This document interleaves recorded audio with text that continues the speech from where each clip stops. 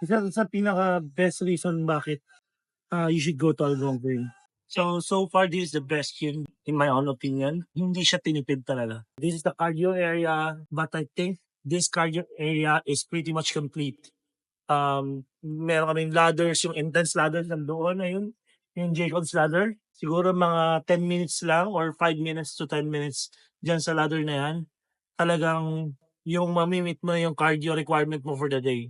Yung nasa likod nyo, yung ladders, stationary bikes, treadmill. Tapos meron kaming wall climbing dito, tennis court, badminton court, basketball court, volleyball court, track for jogging or running, which goes around 350 meters long. Which you can see yan yung track na sa likuran ko, track yan. If you run 3 times, you will be able to run at least a kilometer run kapag natapos mo yung tatlo. Tapos kagandahan dito sa tracks na to, it consists of 3 lanes. Slow lane, medium lane, and fast lane or passing lane. Kumbaga kung gusto mo lang maglakad, doon ka lang sa slow lane, medium kapag gusto mo lang mag-jog, kapag gusto mo talagang tumakbo na mabilis, doon ka sa passing lane.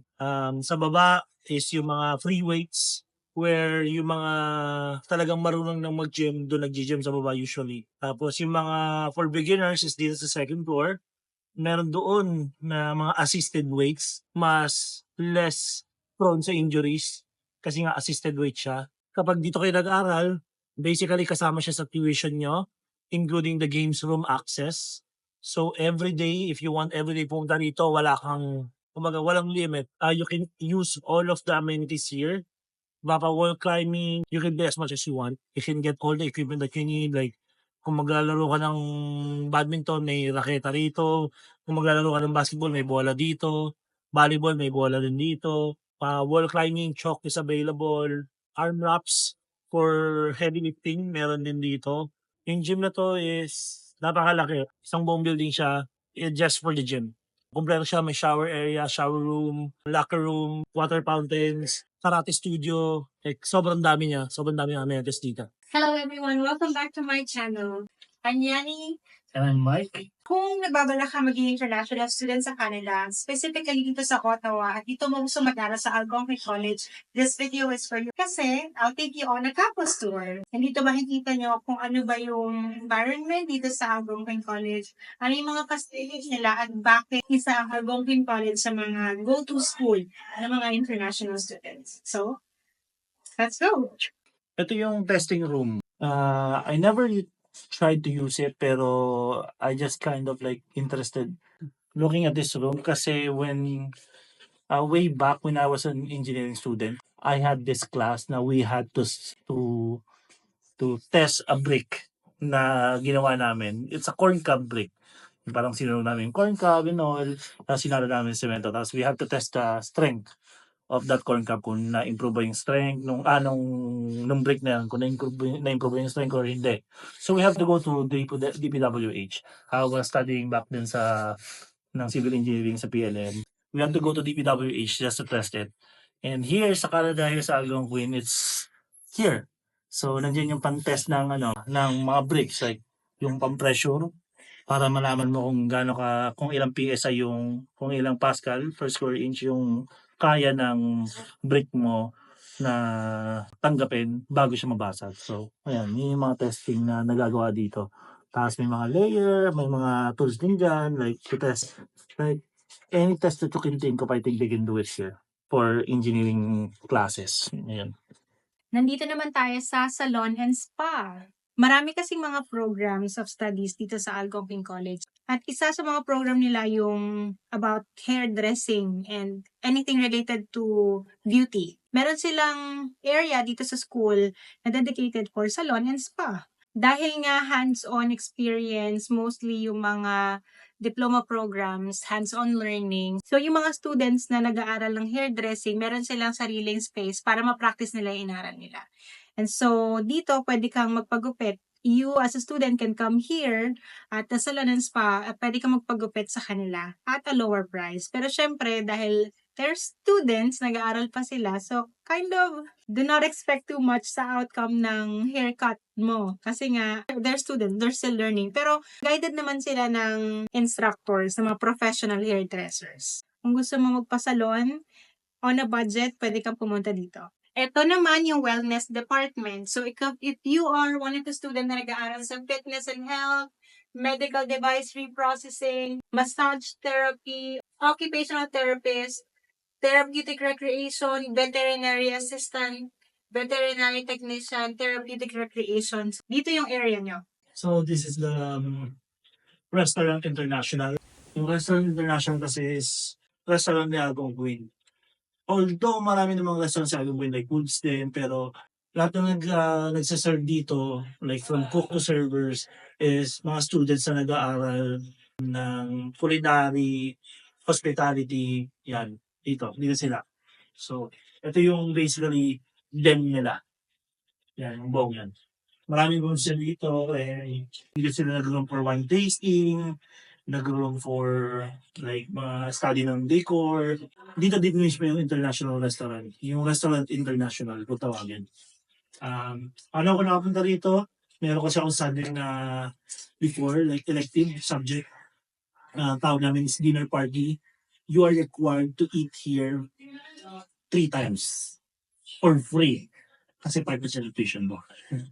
Nandito naman tayo sa connections. Ito yung marketplace dito sa Algonquin College. Kapag gusto mong bumili ng shirt, jacket, lanyard, any merchandise na related sa Algonquin, so dito mo siya pwedeng bilhin. Ito din yung pinaka-book store nila. So kapag may kailangan kang libro, dito ka bibili, dito ka titingin kung available yung book na hinahanap mo, as well as school supplies. Meron din nandito.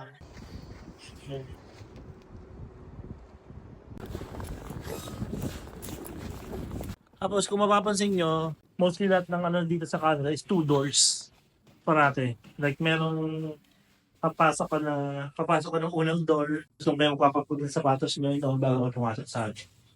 Tapos parang doon kayo mawawarn muna bago pumasok ang ginagawa mo. Usually.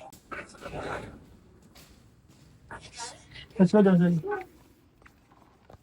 Sa exam mo sa midterm for math, dito ka nila pupuntahin sa test center to do your retake. Unlike dati sa Pilipinas, pag bagsak ka na. Usually wala nang retake. Dito, merong second chance. You can retake as much as you want, I think. So, para sila mga call center dito kasi during busy days, maraming tao dyan, di ba? So, mga naka-headset sila. Kapag kanya may kailangan ka, and you just need a clarification over the phone. So, dito ka natawag, tapos sila yung sumasagot dito. So, every desk dyan may parang dedicated department. Like dito yung international students, doon yung IT desk support, kapag kailangan mo ng IT support, daan. Tapos mga Canadians dito, mga ganun. So, ito yung waiting room ng registrar's office. Hindi nyo kailangan pumila sa labas. Doon sa may kiosk doon kanina sa harapan, kuha ka lang ng number, tapos pwede ka dito magantay dyan. Yan, comfortably. Habang nag-laptop ka and all, pwede ka dyan magantay. Queue ka dyan, nandyan, may TV sila malaki dyan, kita yung number mo and all. And then, siyempre, yung pinaka-importante sa atin as international students is the International Education Center. Every questions that you have regarding your international studies, dito ka magtatanong. Like, paano mag-extend ng permit mo, if you wanna take another course or another program, sa kanila ka magtatanong on what's the process. So, you don't really need to pay another consultant for you to extend your permit. And also, i-assess ka nila up until postgraduate work permit. Hindi sila magpo-process and sasagutin lang nila yung tanong mo on what's the process, like kung ano yung proseso, ano yung kailangan mo, ano yung kailangan mong i-obtain na documents, sila yung makakasagot.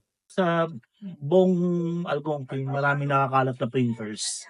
So, if you need a printer, pupunta ka lang sa ganito. Kung may nakita kang ganito, printer to, of course. Obviously.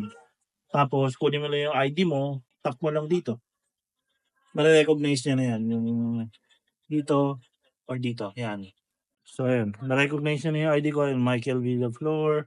So, kung meron kang print, may app na ginagamit for Androids, pero for Apple, siselect mo lang yung printer na mobility kahit saan ka mag-print across the campus.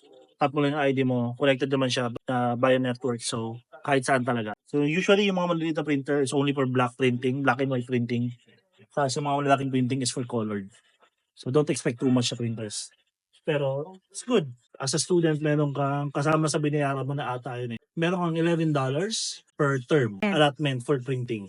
I think, if I'm not mistaken, 11 cents per page, black and white.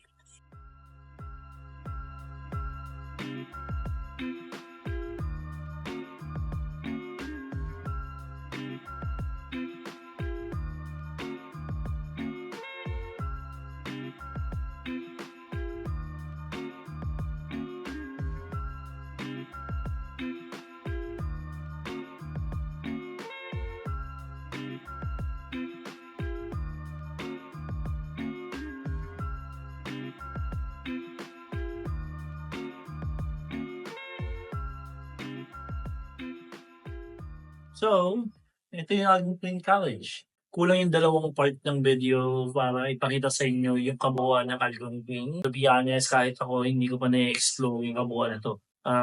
I think marami pang art and amenities na hindi ko na-explore or hindi ko nagamit. So far, I like the experience, I like the facilities. Just so you know, walang guard dito na nanunusok ng bag.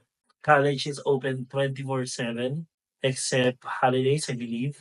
So if you want a place to study anytime at night, you can always visit the campus and study sa student commons, make yourself comfortable. Meron namang security na nagro-roving from time to time dito sa buong college. So wala nang guard per building per entrance.